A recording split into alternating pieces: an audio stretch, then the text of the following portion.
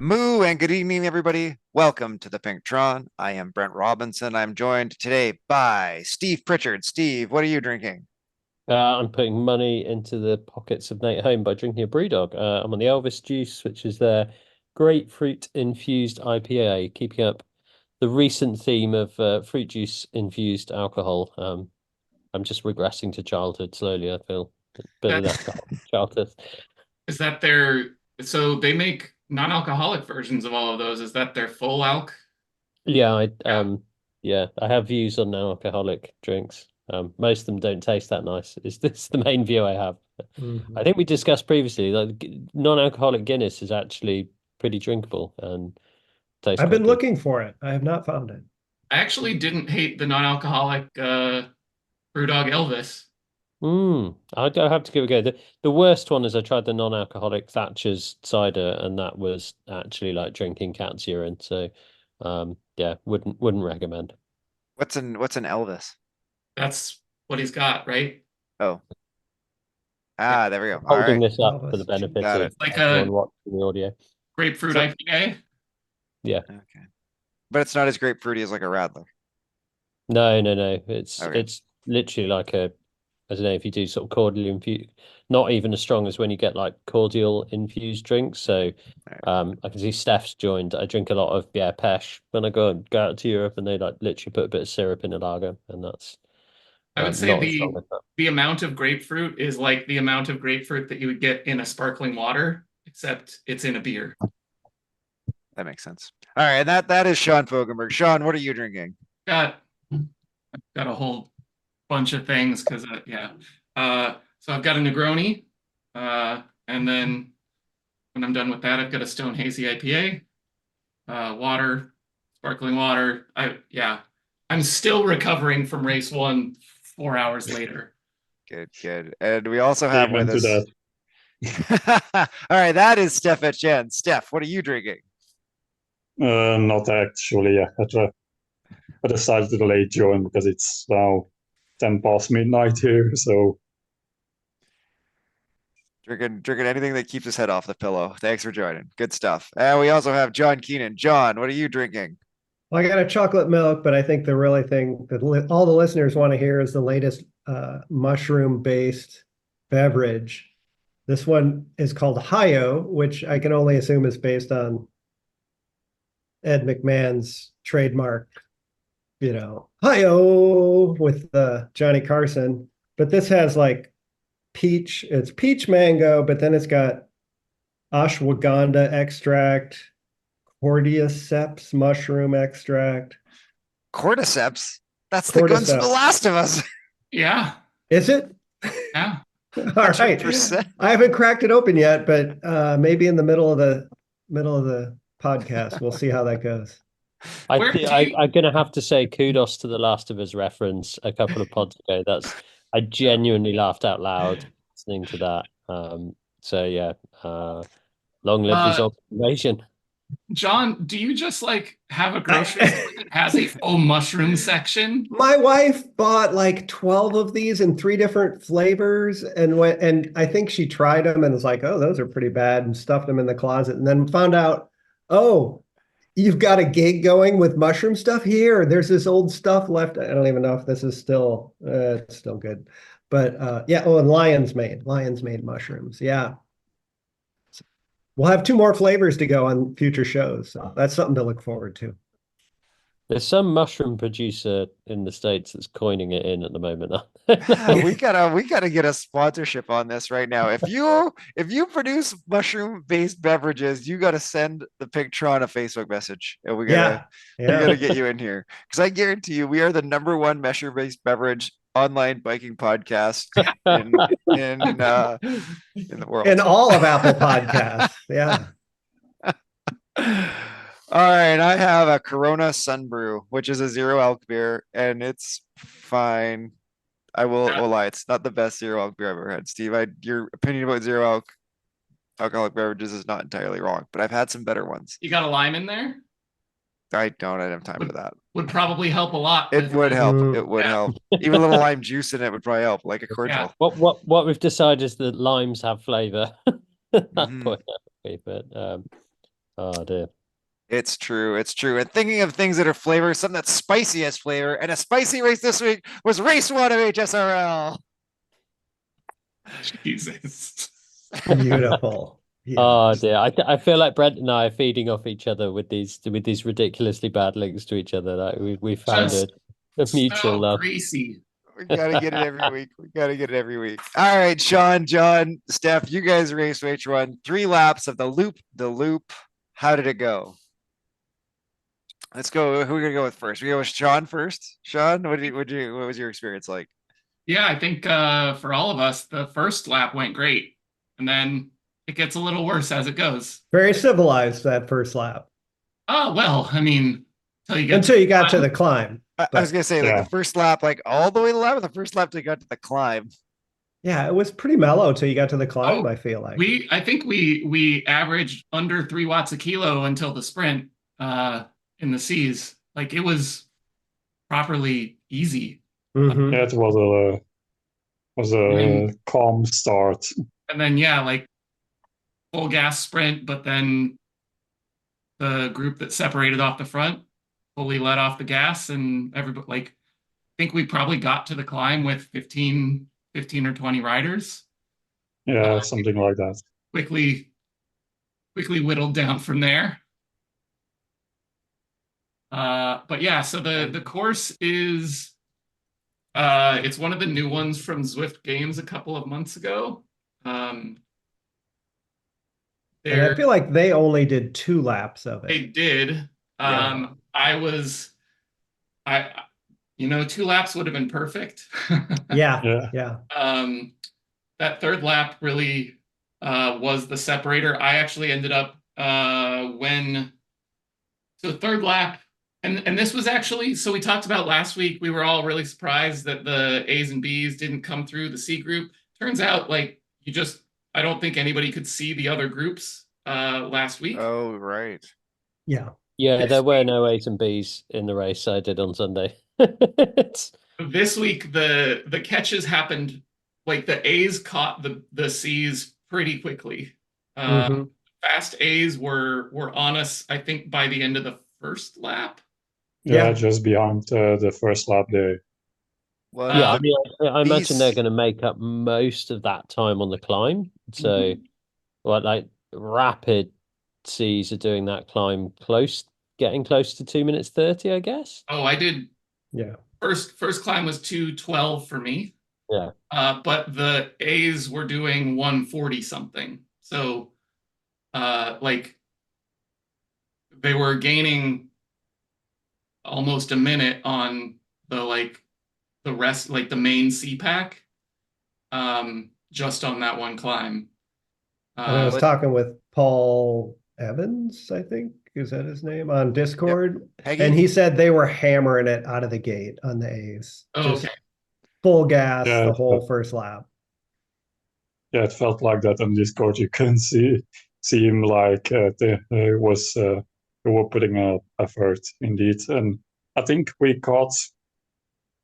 Well, I made it to the start of the first climb, and I got dropped from the main bench. Found a group with Dennis Wade, and I think I think we first got a couple of the D's. There were only apparently 3 D's in it, and I think around just after the first lap, the front A's caught us. Yeah, it was a hard race. Did well on the first lap. Got a sixth in the first sprint, 10th on the climb.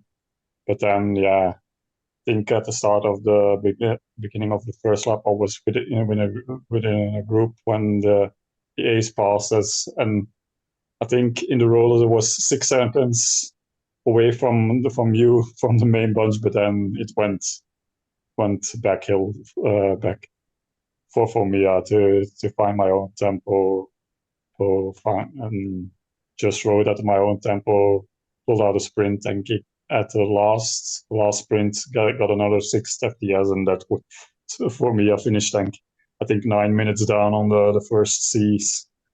So yeah, race I think into all that's three. definitely the way to play this one. So if you like, if the A's and B's are catching your group pretty much at the end of the first lap, you are not losing enough GC points in 2 laps worth of sprint points to justify killing yourself to hold on to that group and then not being able to do those fast times in the sprints or on the climb. Like this is about like do as close to that repeatable pace up the climb every time, isn't it, to get as many points as you can.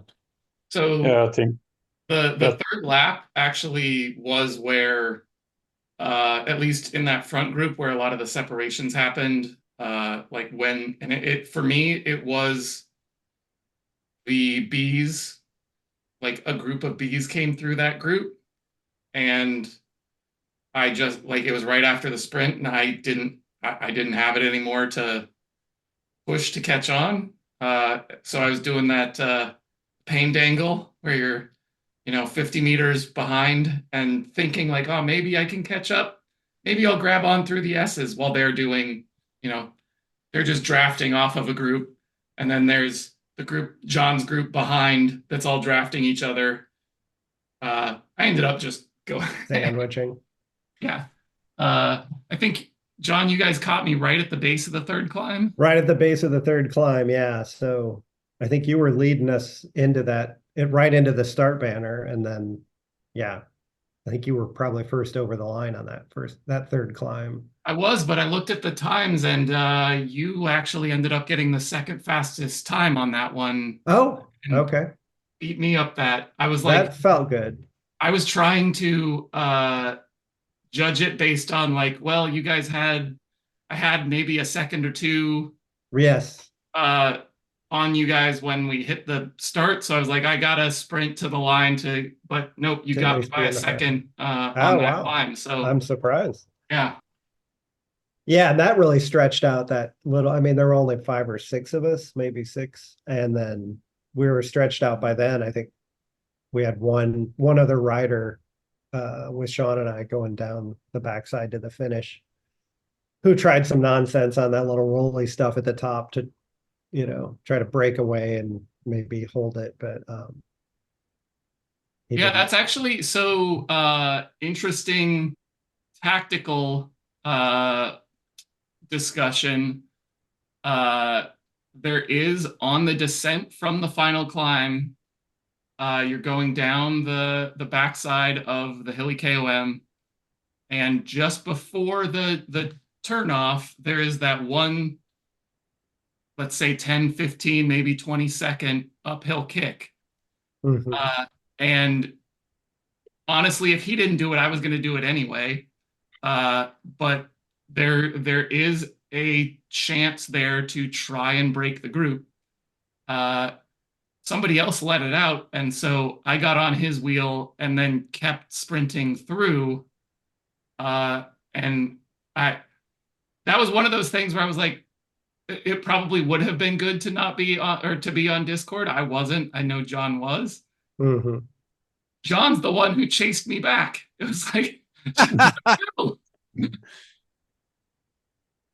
That's Yeah, and usually then like there's that section it's steep enough to get into the super tuck, but if you're out in front, you can get the super tuck, but if you're not, you're not getting the advantage there. So That's usually where my spot where I try and catch the group, wherever I'm like just off the back and I'm like kind of dangling. That's like okay, if I could do one last surge here, I can get back in the group. up the little The pit. steep bit, yep. well, I Yeah. was thinking once you hit the flat, I was thinking this is where I should go because everybody else is going to out sprint me, but I just did not have it. I was, and neither Sean or this other guy were like hitting it until 200 meters. So So I think the funniest thing about the results, and I saw this happen like as it was happening, on the beginning of lap 2 from the front group, like going through the S's, one of the guys like decided I'm gonna break away, and he ended up holding it to the finish. Finished first at the line and 6th on points. Oh yeah. And this is actually somebody that I've raced against several times, know the guy, know he's strong. But it turns out that for this kind of race, that is not the right approach. He had over a minute on the front group at one point. And like, what did he finish? I finished over a minute behind him and 3 ahead of him on points. So, Well, I feel like this week was only double points on the finish, and last week was 4 times points on the finish. It should be About a third of the 2/3. total points. Yeah. A third of the total. Okay, so there were just more sprints and segments last week. Yeah.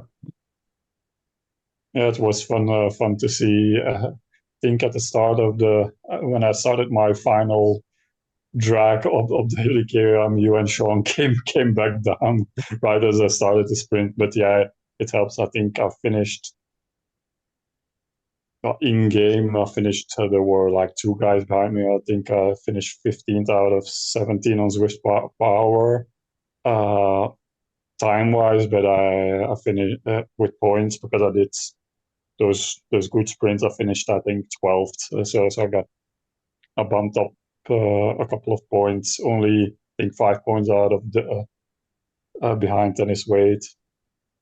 Ernst caught me at the finish at the this after is lap such an Ernst one. course, isn't it? Like, Yeah, if there's a keeps course on designed for a trying. man who can just sit constant watts. This is the one. So Yeah, he passed me. I saw him up the climb. I didn't have the legs on the climb. He was creeping up on me, passed me just after we finished the second lap, and by the finish, he had 2 minutes on me. So these are 2 segments which, let's be honest, I'm pretty sure we will have all raced a lot. Like, what is everyone's tactic? We've got Hillycom, we've got the sprint over the bridge.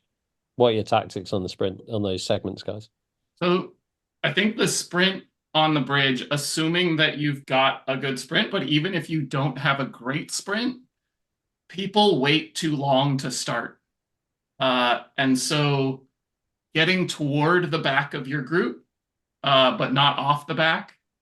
And especially if you have, so it depends whether you've got an arrow or a truck, but you do want to start your effort like 5 to, like, let's say 5 or 7 seconds before you actually hit the line. So it's while you're still going down that hill, you want to get up to speed. So you can take a look here and see like what speed I was actually going when we hit the flat part. But you want to get up to speed before the sprint. And then you've either already hit your power up, or if you've got an arrow, you hit it like right as you hit the flat part at the bottom, and you're really just trying to hold this. Like, it's the difference between trying to get up to speed at the bottom versus holding as much speed as you can from that downhill. And because this is FTS and not FAL, like, it really doesn't matter where you finish, because you are going to be holding so much speed if you hit the beginning of that sprint with a bunch of speed. So yeah, that's interesting. So I've always gone a little bit later than you. So I tend, like, it bends around to the left and then goes up. Yeah. And as I start the bend round to the left, that's when I try and start my effort. Sounds like you go a few seconds earlier than that, Sean. I do, and by the time I hit the base, like that, there's that little dip, and then it's flat. When I hit the dip, I was going 40 miles an hour, and held 38 to 40 through the rest of the sprint on the first sprint. Let's see, I can take a look at the second one as well. Hit 37 and then held up to hit 40 by the end of the sprint. But again, like, because the sprint itself is flat, you really want, and short, it's 10, I think 11 seconds, 12 seconds, 13 maybe if you're on the yeah. it really is about entry speed rather than how much power you can do through the sprint itself. Yeah, I think Yeah, I try to was push it. Go ahead, Steph. I think I was a bit at the front. I started like Steve. I think I started sprinting while we get at the bottom and that left curve. I think I came fourth across the line and sixth in FTS. And yeah, on the last sprint where I came sixth, I was all by myself, so I just hammered it. But yeah, I think And if you're in the group, you want to be off the back before you hit the climb up, right? Because once you hit the top of the climb, you start descending. That's where you're going to be in the group. Because you cannot fade back there because you will scrub too much speed in the downhill before you Yeah. hit the yeah, bottom. So I you got to was be like way at at the back on the climb up, and then you want to be like almost if you can hold just on the back of the group as they accelerate downhill and then come through them through the dip is the idea. But Exactly. Yeah. Yeah, I'm always Yeah. too nervous. I need to be in the middle of the pack because I know my sprint's not going to be that strong, and half of the pack is going to be in front of me by the time we hit the beginning of the race, the sprint. So if I'm A in lot of- my ideal position is be in the middle of the pack when we're rolling down the hill, and ideally in the middle of the pack when we hit that line, because there's going to be plenty of people to draft on for me. and then hilly KOM, uh, mine is usually to actually have a strong second half compared to my first half. Like I know lots of people like because there is the first steep bit, the hairpin, you kind of go there. I find if I go and I'm cooked by the time I hit the second hairpin to the left, it's going to be bad for me. And I find I need to get up there, try and like take one breath in that second hairpin, and then smash as hard as I can up the second ramp myself. But Similar, yeah. My approach is really hold on to the group. Like as many of the front riders as I can up that first half. Draft up the start of the second one, and then you start seeing the like 300 meter, 200 meter boards. 300 meters is when I start getting out of the saddle to try and like work back up to whoever was in front of me. And at that point, I know whether I need to kick and how hard I need to kick for the like flatter finish. And I think for this one, like it really was the I was not near the front any of the like hitting that 300 meter board.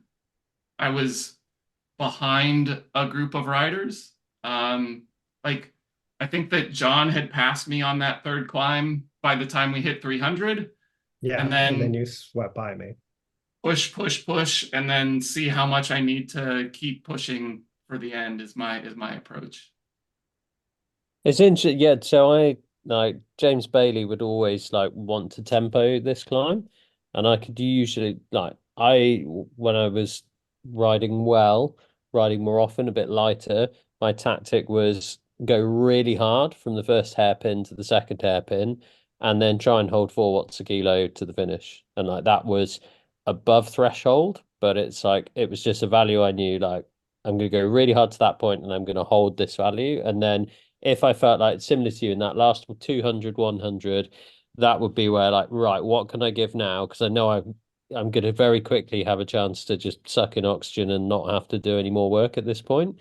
So if there's anything I can give now, I'll do it. But I think now I'm more of the tempo thing because I just don't know. Like you have to really know your limit there, don't you? Like I used to know that I could get to that second hairpin where it flattened out, and I knew I could hold 4 to the line from there. And now I'm not sure what I can hold, so I'd have to do a bit more of a tempo effort just to get it in a consistent time. I'm just looking now at what power I was able to do for the 3, and it's impressive just how much you can fall off and still keep essentially the same position in the FTS rankings. So I think for everyone else is falling off at the same rate. Yeah, like I was, let's see, third, second, fourth for the 3 climbs, but I did 4, 8. Hang on. I'm gonna get so you were 2:15 first one. I'm gonna guess 2:35, 2:45. It was 213, 222, 235. So like basically dropping 10 seconds a lap. But it was 4.8, 4.5, 4 were the three. Yeah. So like pretty big drop off in the C's. But I Yeah, feel like that's where you use your power up on this one, like on the second lap, I used it after the second hairpin before the 300. I had a feather. And on the third lap, I used it on that first corner where it goes up to whatever 10% or something. And that just felt so much more successful to me. I don't know if I just carried enough speed through that I felt like I was doing better, but at least Yeah, I thought this was psychologically. like a almost like a half and half climb. If I've got a feather, you have to use it after that first hairpin. That's where it's super steep, maximum benefit from the feather. You're going fairly slowly there, so aero or truck, that's after that second hairpin. Yeah. Like any draft you get, I think that's um the power up choice. I think with the interesting on the sprint, I think it's interesting you make the point about the van's quite a long time you get the van, so you can use that a bit earlier, and then the aero and the feather last about the same time. You want to use them early in the sprint, don't you? I think they've Does changed. aero last I longer think now? the feather is now, is it 20 Sorry, or feather. 30 seconds? Yeah. Still not as long as the truck, but longer than the arrow and longer than it used to be. Yeah. So you're probably using the feather just as you come around that left-hand bend, just so you've got it for that little uphill when you really hit it in the sprint. Anyway, what should we move on to the next race? What have we got? We gotta do bike choice. Bike, Oh, Tron. I went with Ron. I was thinking about maybe an all-rounder, there like a Felt AR with some, not the disc wheels, but for the sprint. But then in the pen I decided, well, let's go pink Tron for the climb anyway. Wouldn't make any difference for me anyways at the end of the race, because I fell off a cliff, and that first climb was okay for me, but then I fell off a cliff on the last two climbs. I Just rode tempo. controversially, I'm going to say I think you should go aero because I don't think I think the climb's such a short time and not that steep because of the flat sort of second half section that are you gaining enough with an aero that you would make up, sorry, with a climber bike or a Tron that you make up with an aero bike? There's a sprint section. There's a lot of flat in this course. Three But big I will go Tron downhills. because I'm fundamentally lazy and won't change what bike I'm currently on. So that is an interesting question, because this is one. So I think a lot of times the difference between an arrow and a Tron on the sprint is not actually going to be that big a difference, because the Tron's pretty slippery, and most of the time it's acceleration that matters, and you can accelerate a lot quicker on a Tron. This one, it's about how much top speed you can hold, and that's really like, for that you really want your arrow. So if you feel like you are in a part of the, let's say, sprint power curve where there's a lot of people that are going to be around you, like if you're already the fastest sprinter in the race, get on a Tron. But if you're in that range where a lot of people are going to be doing a similar time to you on the sprint, yeah, I could see going arrow, and then like, especially because the differences on the climb are probably going to be about power rather than which bike you choose. Yeah. As someone who knew they were going to be near the top of the sprints, I was fine. Like, I'll take the Tron, because I knew that the climbs were going to be pretty competitive those first couple laps. Yeah. All good points. All right, let's move on to herd beginner racing. We are on the fan flats this week. Looks like 2 laps for the bottom end, 3 laps for the top end, top 2 Yeah. groups.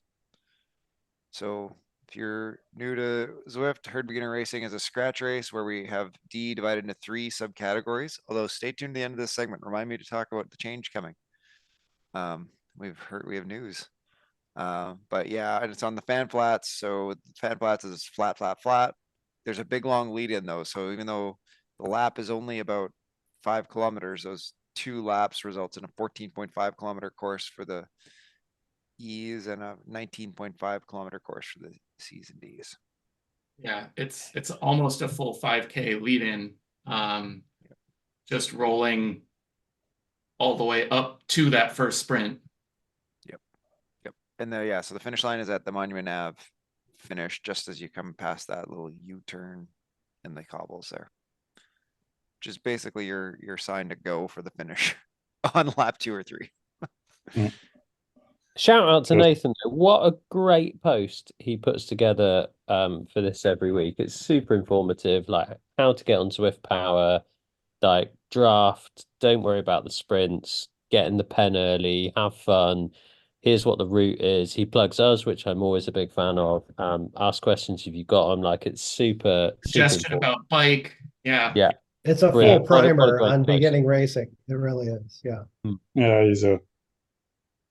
I tried to because I went through the system because I'm not that long on Zwift, and I did the last few weeks the very beginner section, and it's nice to see that.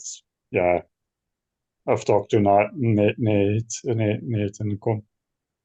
quite a while last year a couple of times, and yeah, it's really to see appreciated. I think the post that he does is indeed super detailed with everything you can have. I mean, as somebody who spent like a large percentage of the 170 odd, what did we work out it was? Pinktrons, like crazy amount of Pinktron podcasts that we've done, prattling on for too long about racing, to see somebody write something that good and that concise makes me wonder what we've been doing all this time, really. But speaking of which, should we move on to another race? We will, but I'm going to say right now, while we're talking about herd beginner racing, is that starting as early as the weekend of June 12th, maybe the one after that. It's not quite clear on the timing. Herd beginner racing is going to be switching to C's and D's in 5 subcategories. That is all going to be like automated as part of their new Zwift scoring. So like they're gonna including the Zwift racing score setup. Yeah, Interesting. that's how I'm understanding this.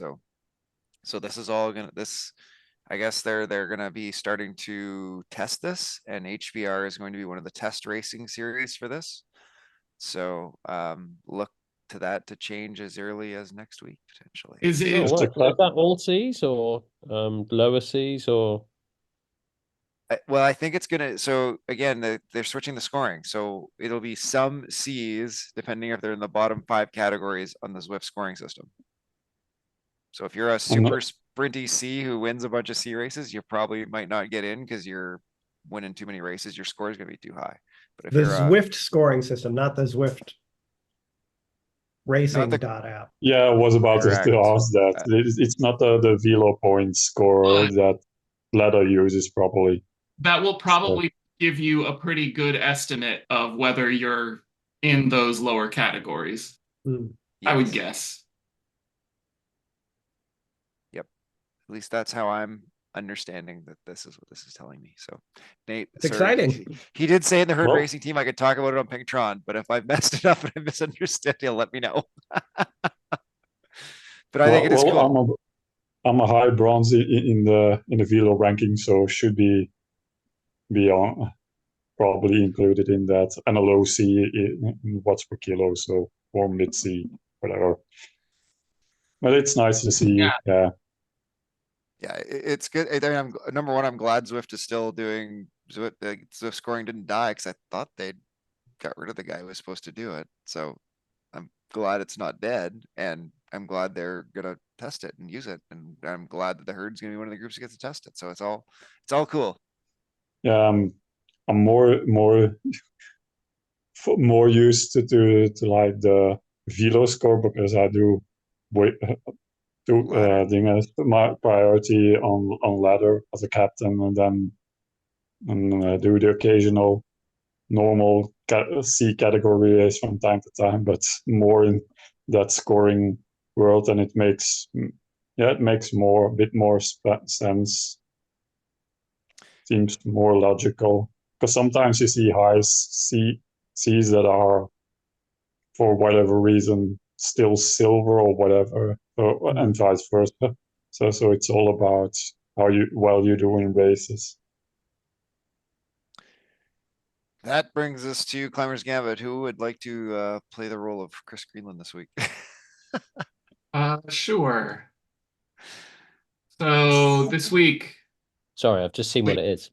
we are continuing the Schools Out series of Climber's Gambit. Last week we were on Box Hill, so continue. I definitely was cranking some Pink Floyd as I PR'd Box Hill, and now we've got the fire version of Schools Out. We're doing the volcano on Whole Lot of Lava, so we start at the climb starts at 7.5K in.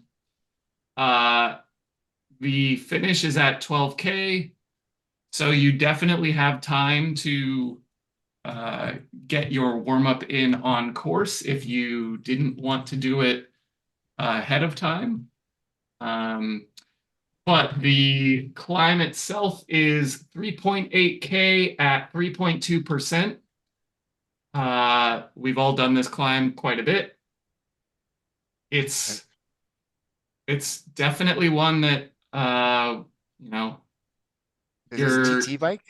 This is a TT biker.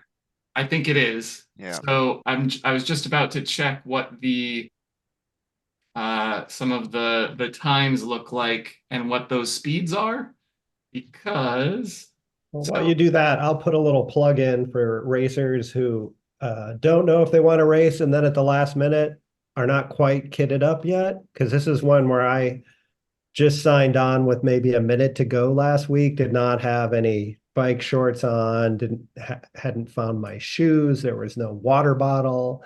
So I signed on, leisurely got all of my kit together, and then started the race. Because it's only the race portion that counts as only the segment of the climb, which you have a 5, 6, 7 kilometer lead in, is irrelevant to your time. So go ahead and sign in when before the race starts, and then race it when you get your act together. I tried that this past week, and I definitely hit the join event button before the event had started, but by the time Zwift cycled through all of the things it needed to do to get me into the world, the race had started and I had missed it. And there's no reason for that. Yeah. So is there like a speed cutoff where the time trial bike's no longer quicker than a Tron, maybe? Yeah, so I would say that that's probably in the 15 to 16 miles an hour, so 25-ish kph is where that cutoff probably is. And for lower C's, that's probably around where that switch is. So I've got a lot of data on the volcano. So about a 9-minute volcano is 25 kph. I've done it at nearly 28 kph, which was 8 minutes. I've also done it in 12 minutes at 19 kph. So there we go. Check out Strava times that I've done that route and say, ooh, I think for me it is going to be a Tron, because I'm probably looking around the 10-minute mark now. So one of my Climbers Gambit efforts was 822-ish at 3.7. So that's probably on the like around the lower end of where you want it. Like if you can do 3.5 to 3.6 for 9 minutes, you probably want to be on a time trial bike. Otherwise, I think Tron is probably the choice. I have done a climber's gambit on this. 824. Wait, really? I've got a faster climber's gambit on a a medium long climb than Brent. Haha. Nice. I've actually done it faster in Stampede. I don't know what I was doing that day. Must have been. Yeah, because the Stampede probably had a whole bunch of stuff before it too. Yeah. Yeah, my fastest Stampede up at the 753. I'm guessing you were doing one of the herd doubles. Yeah, may have been. May have been. Or I just had a bad day. Speaking of, I don't know that this is a combination that makes a great herd double. Doing the volcano and then going out and doing the loop de loop on HSRL would be pretty brutal. Not undoable, but you're definitely sacrificing your HSRL if you do Climber's Gambit ahead of it. You won't have that good kick for the sprints and for your short power climb. Yeah. It's a reasonable recovery. Were they an hour apart though? So it's a reasonable Yeah. recovery Yeah. time. You're probably doing Climbers Gambit in what, 20 minutes? Yeah, you finish probably 25, 30 minutes in. Yeah, I think you might be okay like the first lap, but that's would you after you've already put in like a 7, 8, 10 minute effort, that second lap, is really you're gonna really feel those first efforts. But as Craig and I have said lots of times, make your hard days hard. If you're doing it for training, that's great training. That is accurate. Yeah. Because as a climber, HSRL is pretty long. It's for me. I finished leisurely, so it took an hour and 10 for me. But yeah, it's Speaking of other hard things, the herd of mountain goats is 2.5 laps of Bologna. 3 Bologna climbs.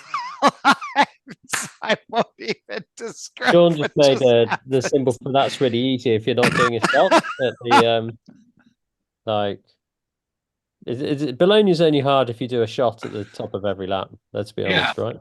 Yeah. Or 6 of them. What was who was it that posted in the Pinktron chat about getting 180 pack of beers? Is that Nate? Yeah, I was like, all right, I guess we just need to do 180 laps of Bologna. Yeah. Would you Everest if you did 180 laps of Bologna? Oh, you would do many Everests. Nate is the one to ask about this because he's been sharing for a little while how many laps of various courses you'd have to do an Everest, hasn't he? Like it's 400. It's only 400 kilometers of doing like Neokio rooftop rendezvous or something like that. Well, that's because of that crazy Strava challenge, right? If you do your Everest in one activity, you get a free jersey. If you're a paid Strava subscriber. So let's go based on the what was it? Yes, Herd Summer Racing League. So this was the Chris Greenan Memorial Fondo. We did 6 climbs, right? And that was 5,500. That was a mile. So 5,500 feet. 6 of those is an Everest. 5.5 to 6 of those. They say it's 8,800 meters, I think is my recollection. Yeah. It's 29,000 something feet. So yeah, I think you get that ends up being what, 30 like 30 Everests if you do 180 Jesus. 180 laps. It would take you a year. Yeah.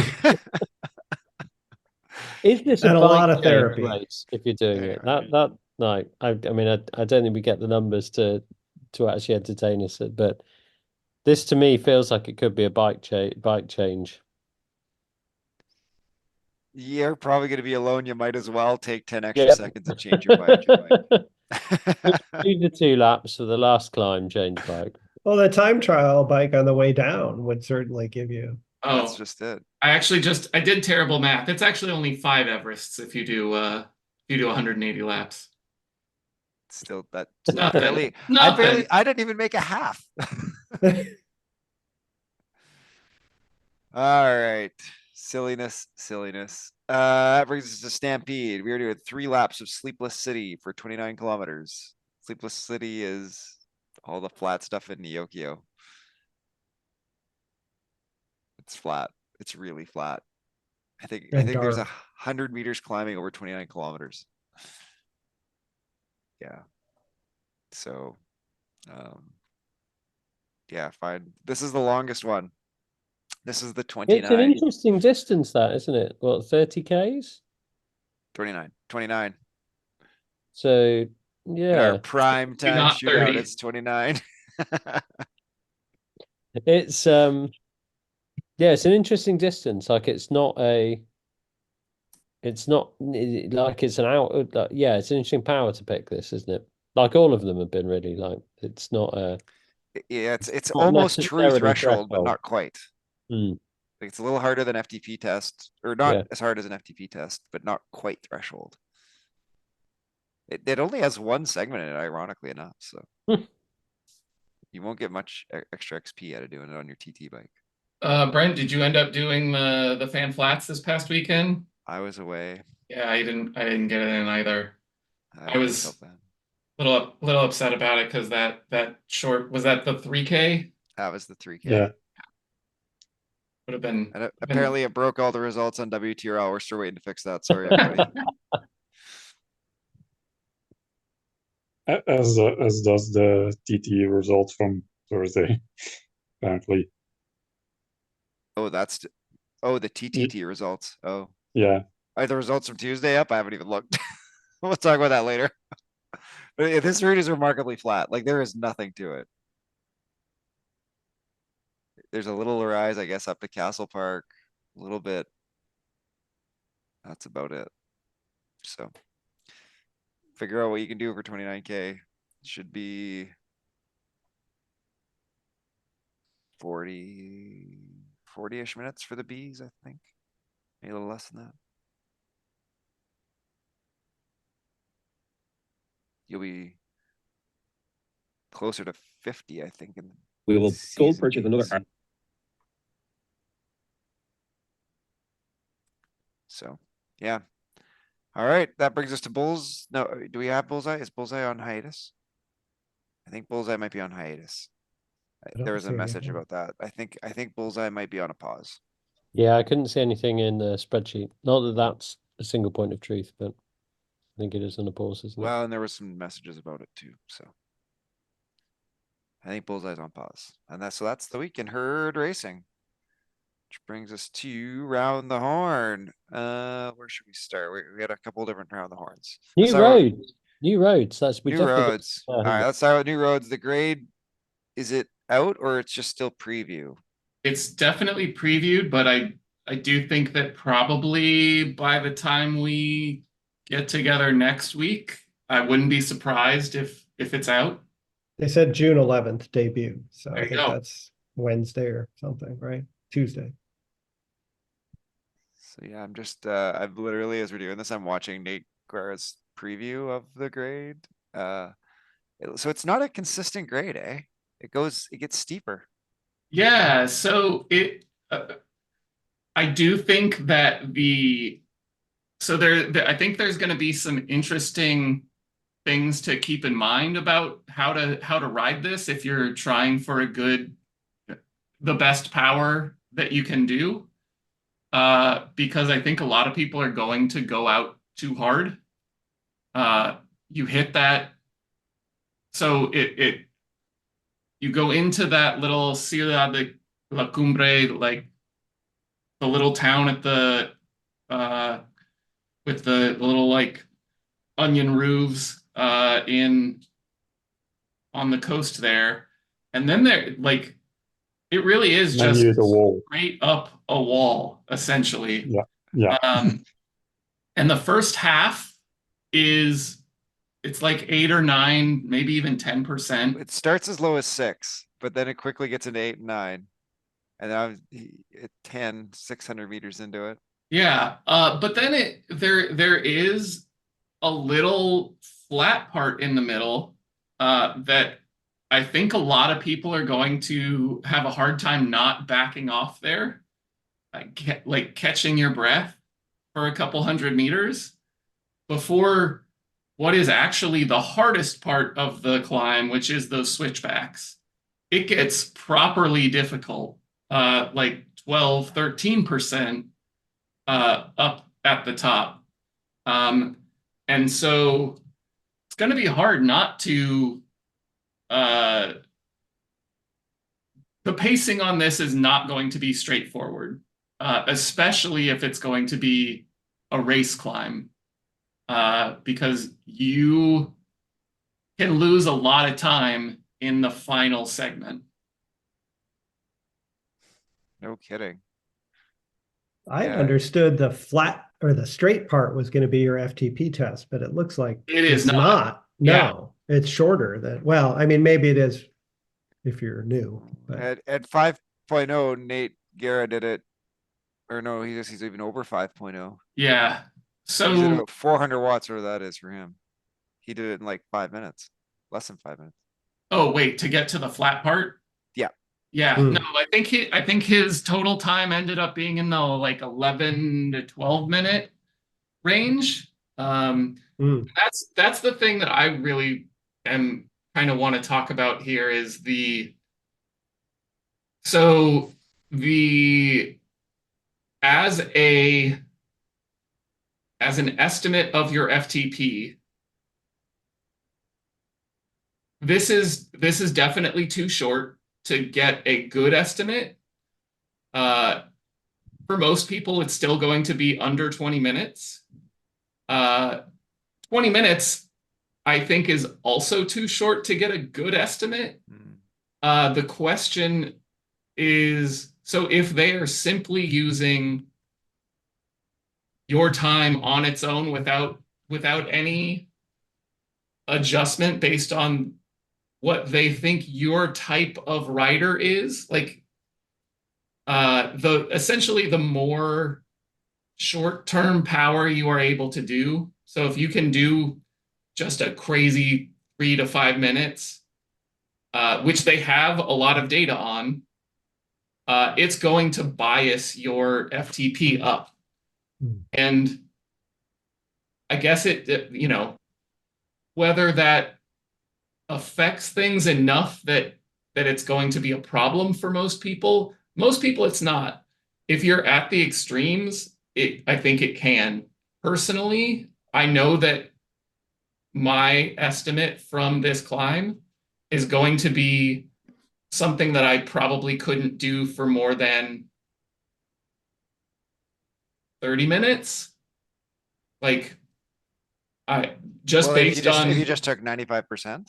No, so they're not doing it based on 95%. The adjustment is going to be like they're essentially going to do it based on the time that it took you and the power that you did. So it's not just going to be take 95% of the power that you did up the climb, because for some people, they're doing it in 10, like you're doing 6+ watts per kilo for 10 minutes. Your FTP is not 95% of that. But so they almost certainly have some sort of like what is the average power curve for people, and how does that like adjust to their FTP.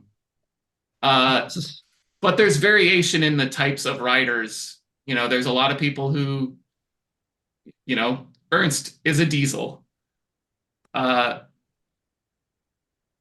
His FTP is going to be a lot closer to the time that he can do up that climb than mine is going to be. And so, yeah, I'm interested to see whether or how, like, if everyone who does the same power in the same time gets the same FTP, even if they, you know, definitely have different rider types.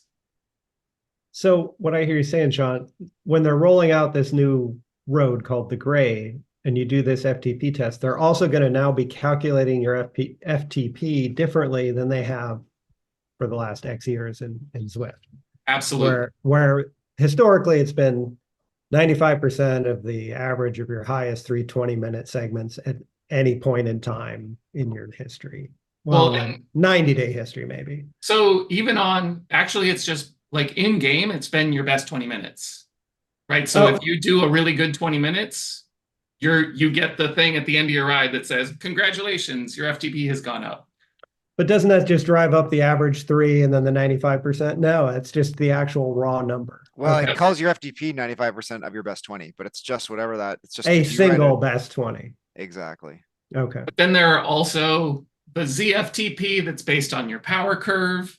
And that's why I'm like interested in whether they're taking your full power curve into account, because for people with better short-term power, the adjustment down needs to be higher. Like, so my adjustment from my 20-minute power probably is closer to 0.9 than 0.95. Yeah, I also wonder if there must be some science in the way they've calibrated the grade here. I think the idea is like it's going to get harder and harder. So that's like the idea is that as it gets later and later in the interval, you've got to pedal harder and harder to stay with it. And that somehow measures your ability to clear that lactate or whatever the hell causes you to have to slow down, or, you know. It's mystifying that there's a flat section in there, though, because unless you're disciplined enough to just shift down 2 or 3 gears, like, I'm going to take it. I'm going to back off a little. I'm going to catch my breath and refocus, which I wouldn't do if it were going up the Alp, maybe. Yeah. Well, I take the every hairpin like as a little break on the Alp. Yeah, there's that. Yeah, I found it interesting because I first thought of it would be more gradual at a lower percentage, but indeed, like I think it's like 9% average, but like I said, if there are flatter sections and seen some posts with above 10%. For me personally, I much prefer like an Epic KOM or an Innsbruck forward with a consistent like 6-7% that I can for if I want to do a 20-minute effort to check my FTP, then something like this, because I know I'm not the type of rider that enjoys steep 10%-ish climb. So it will be interesting to see what it does, because there's a lot of excitement about it. This is what I find fascinating about Zwift, right? That like unless you're at 100% trainer difficulty, there is no difference between a 10% climb and a 3% climb. Like watts is watts. Like your bike position doesn't change, the altitude doesn't change. Like you just have to put out, if you put out the same watts on those things, you put out the same watts. So it's so psychological. Like I'm exactly the same. Like there are different. I like the steppy climbs because I like to push myself a little rest. Like I prefer those to like something like Fontop where you just sit there and like there's that bit that's like 4,000 meters long at about 1,000,000%, and it's a dead straight line. I hate that. So but watts is watts, well, right? You're gonna love this. I've been I heard flat bit. I liked that. And then there's some bends. That looks fun. Personally, I wouldn't be surprised if this ends up being one of my favorite climbs in the game. It's Oh, beautiful. really? It's Yeah, beautiful. It's the steep. scenery is nice. And for the like when you are free riding it, it does have that like the UI that helps you that is based on the kind of climb portal Yeah. setup that does help you pace your effort. And it's probably for me going to end up being 15-ish minute climb, which is that like I 20 minutes really starts getting mentally difficult. And at least watching them do that, the Nathan Guerra and Gabby Guerra and Eric Schlange video, it didn't seem like they got into that like mental box of just like this sucks. Because by the time you're on those hairpins, you realize like, oh, I'm almost done. Like now I've got the like 3 to 5 minute like push. I think that was last kilometer or whatever, not even kilometers. It's probably like less than a kilometer. It's gonna be like very, very long. Absolutely. But it's also you even it's steeper, and so you feel like you've got to push more, and it really like that's why I think I'm gonna like this, is it really is about bringing kind of as Steve alluded to, like they may have planned this in a way to really, it's the grade, right? It's about wringing as much out of yourself as you can. And I They've like that. psychologically set it up. Like people Yeah. love the Alp where there's a segment. I'm going to challenge that segment and then I'm going to turn. I'm going to challenge. So that twisty part at the top kind of feeds that piece of the brain. I hadn't thought of But that. I think them all being the same pretty much helps as well, because like the Alp, I haven't done it for a while. It's like turns 5 to 4 or 6 to 5 that's suddenly like longer. You've got Yeah. into this Got like rhythm a of there's suddenly kilometer the and a half longer between segment. them, and you're Yeah, just and dying. Yeah. that's the one where I'm always like, oh God, this is so long. Oh, whereas with this, you're like, And no okay, this is scenery because it's incredible. like through the snowbanks. Yeah. Well, and I haven't read a lot of the comments on it, but they seem to largely be very positive. And I find that a little surprising for the Zwift community where people just want a nice flat course to do a long ride on, right? Or there's people who like climbing too, but like the grousing from, I mean, the only thing more unpalatable to the average Zwift rider than a climb is going in the jungle, right? Is gravel. Like the only- It is. I was thinking about this during, maybe even during the race today, as I was letting my mind wander, was they've added Fuji to the climb portals. Everyone's complaining that they haven't added Fuji to McCurry Islands. We've complained that they haven't added McCurry to Fuji, or Fuji to McCurry. We would all ride it one time. yeah. I think this is where like Zwift, I've talked about this years ago. Zwift have missed a trick, right? That actually there aren't enough climbs in this bracket. So Epic, it's a bit long. Alp, Yeah. it's long. Vontu, far too long. Volcano, a little A bit little short. short. Yeah. Mm. There hasn't been a for me, 15-ish minute climb. Yeah. 10 to 20 minutes. So 10 minutes raise, 20 minutes as we go up.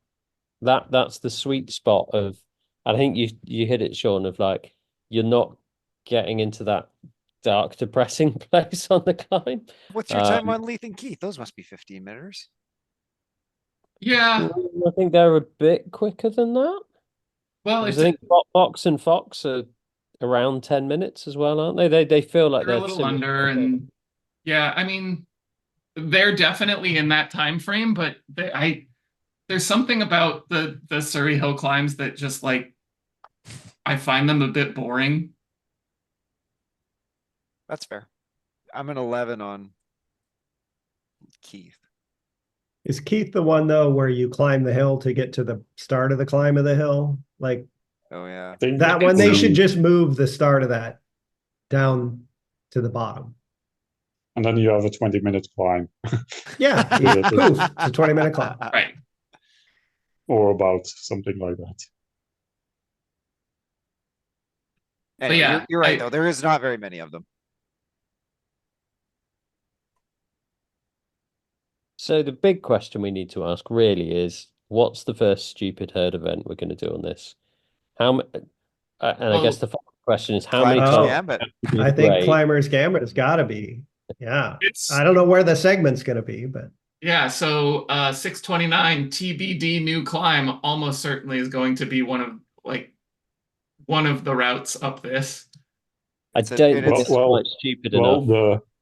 That's Oh Hill No climb. It starts at the new pens at the bottom, so you have like a couple no of warm up before you start a climb. So still not stupid enough. I'm wanting 10 laps. 10 laps of the climb. Shots at the top of each one, and how quickly can I do an Everest? I think there is a route. There is a route that loops around. It goes up that climb, goes down the epic forward. And you know what the name of that? Around. You know what the name of that route is? Kill Me Now? No. It's very close. Oh Hill No. Is that Oh Hill No? Okay. Yeah. That's basically you go up the grade, come down. So basically you can do, if you want to do hill efforts, repeats over and over. I mean, that's great, right? The 20 minutes on, 20 minutes off. So you can do 10 laps of whatever. And the only question that I don't know whether it is, like, I don't know if that course is set up to do hill repeats. I don't know if there's a U-turn at the bottom. There is at the top, but oh, that's you just go up and then you come down the grade. There's another route where you go up that, you join the epic forward. You're not quite at the top, and then you go backwards down the epic forward. You kind of go out, and I assume it goes to like the LA terminal and then comes back around to elevation evaluation. Psychic evaluation maybe. But So I like the look of Peak Performance is the one that Swift Insider mentioned, which is the grade, and then he thinks it's either hilly or volcano that would connect on that. That good HSRL route. Yeah, it looks like it's got hilly. And it's 45K with 700 meters of climbing. So that does sound like a HSRL route. There is an option at the top of this to go up radio tower, right? Like I know that is where it goes, but like when you hit the top of the banner, that's like turn left to do like the loop-de-loop back down to the bottom. But then the straight ahead option says radio tower, which I guess you might none of the routes actually go up radio tower, unfortunately. It didn't look like it from what I saw the pictures. Yeah. That would be a really mean. So I think the meanest route, and if James still listens, put in a word from the coast, straight from those pens, all the way up to radio tower, turn around at the top and come all the way back down, and then turn around at the bottom. Now that's an Everesting route. It's the exact opposite of TikTok. Yeah. Or no, whatever the flat one in the desert. They'll call it Talk Tick. Tempest Fugitive's more flat. Yeah. Yeah, I think 7 or 8 laps of O Hill No has an HSRL James Bailey written all over it as well. Yeah. 100K. 13. Doesn't even finish at the top of the climb, that does it? 13 or 14 climbs, and yeah. And then you have to do like 10 burpees in between every time you get to the top. Get off your bike. Yeah. It's about 3,500 meters of climbing, that is. That's brilliant. It's only like half an Everesting, right? Yeah, and for ZRL, they have a special route, 46-kilometer route. I think one of the public routes for the week 3 of the summer showdown. So that's going to be fun.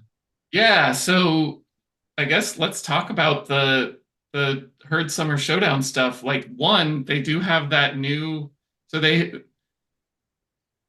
I am always interested when ZRL mentions that they have their own special route because they did that for the what is it called, Glasgow Crit Reverse. That was the first time that anyone had been able to race or ride that was the ZRL finals, and now they have one called It's a Party, uh, which we haven't. Steph, has the route actually been announced, other than just the name of it? The distance is No, 46.3 is on Zwift Insider. yeah, because it was funny because if you went to the schedule, it said route 1 kilometer at 1.3 meter. Was thinking 1K time trial. But based on the name, I'm guess, and we'll see. But that sounds like it might go up through the jungle a bit, or like Wait, I basically thought it was gonna go through that Spanish town for sure. Isn't that it's a something? It's a. Yeah, Chichen Itza is like that was why I was like, oh, this is going through all of the like pre-Columbian like pyramid type ruins that are in Swift, which means going through a bit of the jungle along the coast, maybe up through the new bypass roads that they're adding. So yeah, that'll be interesting. I could see like 2 laps of jungle finishing up the grade. That's the Oh, party. yeah. I It'd now mean as hell, regret. I now regret suggesting to my ladder team captain to doing this race. But like based on the fact that the name of it is It's a Party, means that it likely is another after party route. The rest of the ZRL routes this series have been, or like the non-TTT routes are all after parties. So it would fit in with that, and yeah, could be a really interesting one. And yeah, I would be interested in a grade finish. Well, and the interesting thing about 2 laps of jungle and then grade is like it might actually like be tactically interesting for bike choice. Like will people put 10 seconds onto people that they can swap onto a climber to do the grade? Like that actually starts to matter a little bit. Mhm. It's gonna be a late one for me because I think my team races starts at 8 p.m. my time, so I'm guessing that's gonna be 46 kilometers with that climb over an hour and a half. So looking at like between 9:30 and 10 p.m. finish, it's gonna be fun, to say the least. Yeah, it could be slow in the jungle if it's a lot of jungle laps too. I mean, to be fair, it's 1:30 now, right? So That's a Tuesday night. Yeah. Yeah. Fair enough. Fair enough. Well, I think you did want to talk about the TTTs and just yeah. how brutal a 4-person TTT is, right? Did you guys did you do it, John? Yeah, I did it. I totally agree. hard. I do not like it. Yeah.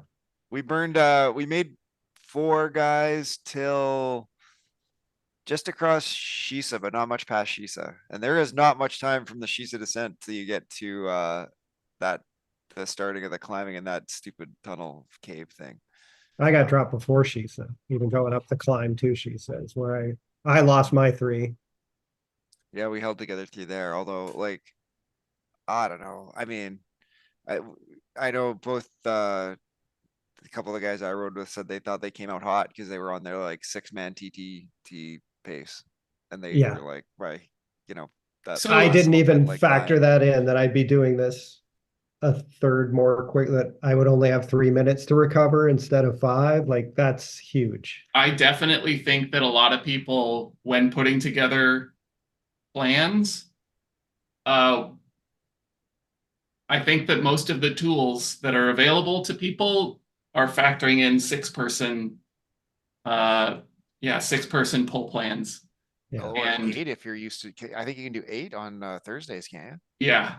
you? Yeah, Uh, that's a big difference. it's a huge so I will say that for our team at least, it was a lot smoother. It felt a lot like you don't have as much guesswork when you get off the front and are moving back and trying to get back at the end of the train. There's always, in a bigger team, there's always the question of whether anyone else is having a moment that they might not be able, like, is that gap something that they are planning on closing? Do I need to fill in here? Do I need to, with 4 people, you just cycle to the back and move through. And it was actually a lot easier to maintain a good pace line than a 6-rider team. At least for our group. That might just be our group was well matched. But We commented on the same thing. I don't know that I wasn't well matched to the rest of the team, maybe, but yeah, it felt very smooth. Like you say, there was none of that, like where somebody crowds up and then you're 2 abreast and then you have to figure out, okay, are they gonna pick it up or am I gonna like soft pedal for a half second? Or yeah, it was very smooth in that regard. Yeah, theirs was a little better, but I don't know. My TTT technique is still garbage, especially when I hit the front. I always seem to surge guys off the back.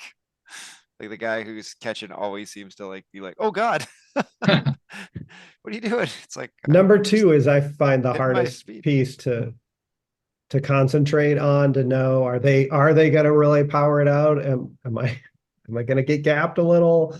I don't want to climb on top of them either. So I think that's the hardest piece, number 2. But yeah, and it was. I mean, I honestly, I don't even think we really TTT'd the last climb. I think we just rode up it. Like technically, Nathaniel and I were like kind of switching it off, but like realistically, we were so close. I'm sure that we were just pedaling yeah, at the speed that the slowest guy could go. yeah, it was so. I feel like that TTT in particular, in my head at least, gave what do they call them, the wind caverns or something like that.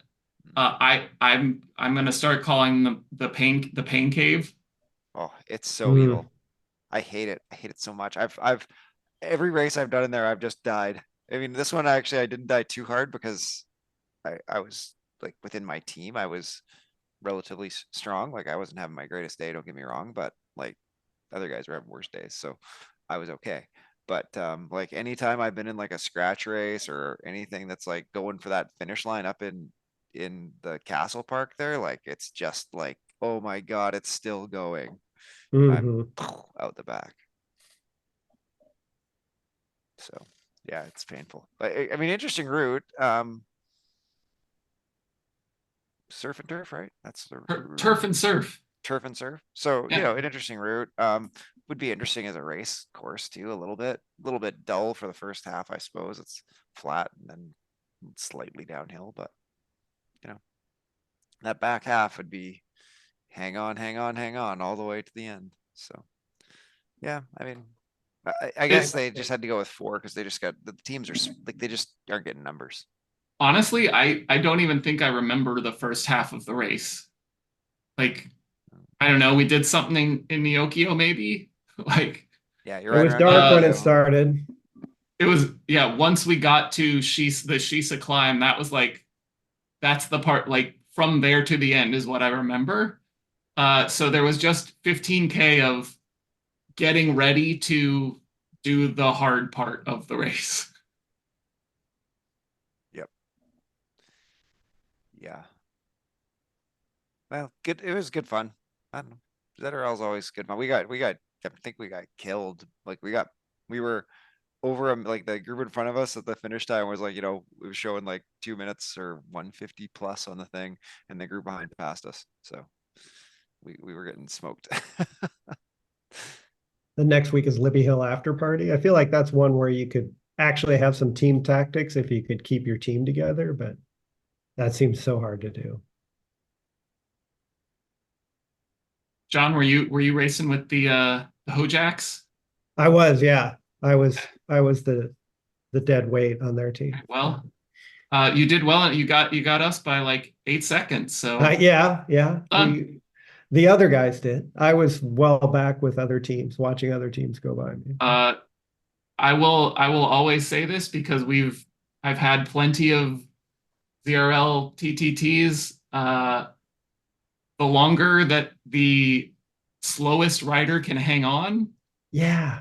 like the longer you can make it, like you actually help a lot more than you think you. Right. Even if you can stay in that second or third position, that was really my goal, is just to try to I'm not going to take a pull, but I'm going to glue it together. Yeah. Especially with 4 people. I think that was tenuous. Yep. It's very true. Good. Well, I guess next week, little Libby Hill after party for points. So sprint, Climb. climb. Well, and only for like about a minute. Yeah, sprint climb. Yeah. Sprint climb finish, right? It's the finish Yeah. is the top of Libby. Yeah. Yep. So good fun. All right. With that, we will say thank you to Steve Pritchard. Thank you to Steph Etchen. Thank you to John Keenan. Thank you to Sean Fogenberg. Thank you to everybody listening out there. Enjoy your herd races this weekend, everybody. Moo and good night. Well.